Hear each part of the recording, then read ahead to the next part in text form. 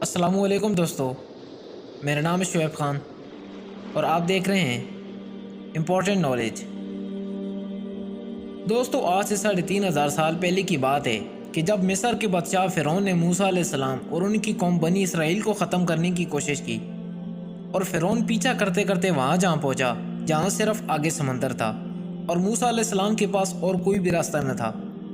اور پھر اللہ تعالیٰ نے موسیٰ علیہ السلام کو حکم دیا کہ اپنا عصا مبارک زمین پر مارو، اور آپ نے ایسا ہی کیا، اور سمندر نے آپ کو اور آپ کی فوج کو راستہ دے دیا اور آپ گزر گئے۔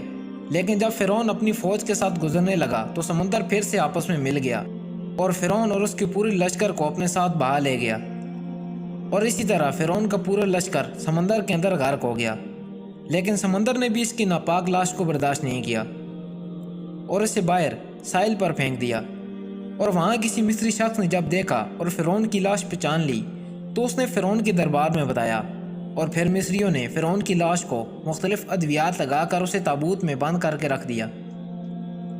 دوستو، کچھ عرصے بعد جب زمین پر زلزلے وغیرہ آئے تو فرعون کا سارا دربار بھی زمین کے اندر دھنس گیا، اور یہ معاملہ صرف اور صرف کتابوں میں اور لوگوں کے ذہن میں رہ گیا۔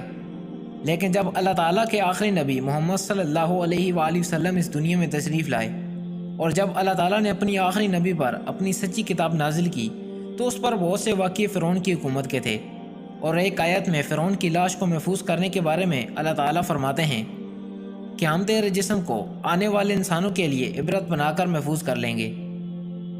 دوستو، قرآن مجید ایک ایسی سچی کتاب ہے جس میں لکھا گیا ہر لفظ بغیر کسی شک کے سچ ہے، اور آج کے دور میں آپ بخوبی دیکھ سکتے ہیں۔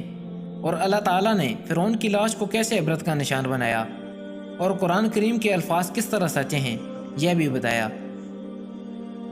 سن 1871 میں مصر سے تعلق رکھنے والے ایک معمولی چور کو جب فرعون کے پرانے خزانوں تک پہنچنے کے لیے خفیہ راستہ معلوم ہوا اور اس نے تلاش جاری کر دی، جو کہ دریائے نیل کے کنارے تبیسا کے مقام پر تھی، اور اسی دوران کسی شخص نے اس چور کو پکڑ کر پولیس کے حوالے کر دیا۔ اور جب اس جگہ کو کھودا گیا تو پرانے وقتوں کی ممیاں موجود تھی، اور انہی ممیوں کے ساتھ فرعون کی لاش بھی ملی، اور اس کی کفن پر اس کا نام موجود تھا، اور ماہرین ان ساری لاشوں کو اپنے ساتھ لے گئے۔ اور جب وہاں جا کر اس لاش کی تصدیق کی تو پتہ چلا کہ یہ وہی فرعون ہے جو کہ پانی میں ڈوب کر غرق ہوا تھا۔ اور ان لوگوں نے یہ کیسے معلوم کیا؟ دوستو، فرعون چونکہ سمندر میں ڈوب کر مرا تھا، اس لیے اللہ کے حکم سے اس کے گندے جسم پر ایک نمی کی تہ رہ گئی تھی، جس کی وجہ سے اس کا جسم گلا سڑا نہیں۔ بے شک میرے رب جو فرماتا ہے وہ کر کے بھی دکھاتا ہے، اور اسی نمی کی وجہ سے فرعون کی شناخت ہوئی۔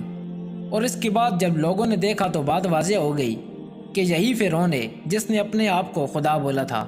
اور تب جا کے لوگوں کو پتہ چلا کہ قرآن کریم کی سورہ یونس کی آیت 90-92 میں اللہ تعالیٰ نے بالکل واضح کہا تھا، اور آج وہ سب کچھ واضح ہو گیا۔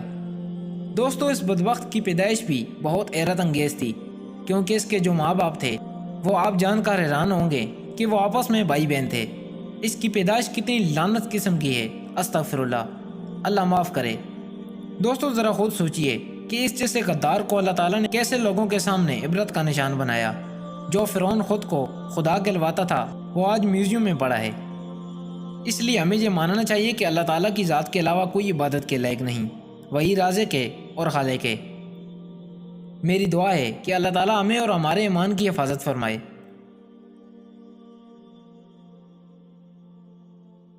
دوستو، آج کی ویڈیو میں اتنا ہی۔